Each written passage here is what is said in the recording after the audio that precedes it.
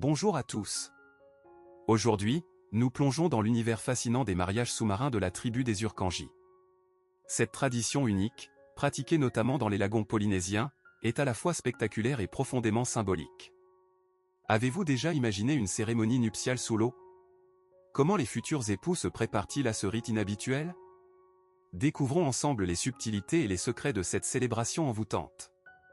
La tribu des Urkanji, installée sur les côtes des lagons aux eaux cristallines et riches en corail, possède une histoire culturelle riche où les mariages sous-marins occupent une place primordiale. Cette tradition est ancrée dans la croyance que l'eau est symbole de vie, de purification et de renaissance spirituelle, une symbolique commune à de nombreuses cultures océaniques.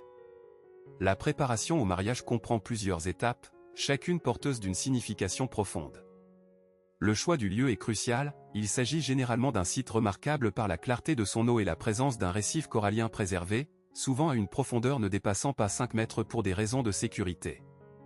La richesse de la biodiversité marine, incluant des espèces de poissons multicolores et des coraux aux formes extraordinaires, rajoute à la beauté du décor naturel. Ensuite vient la confection des tenues de mariage. Les matériaux utilisés sont principalement naturels, coquillages de diverses formes et couleurs, algues marines soigneusement sélectionnées et plumes d'oiseaux tropicaux, le tout assemblé avec des techniques traditionnelles respectueuses de l'environnement. L'esthétique des tenues est en harmonie avec le milieu sous-marin, créant un spectacle visuel enchanteur.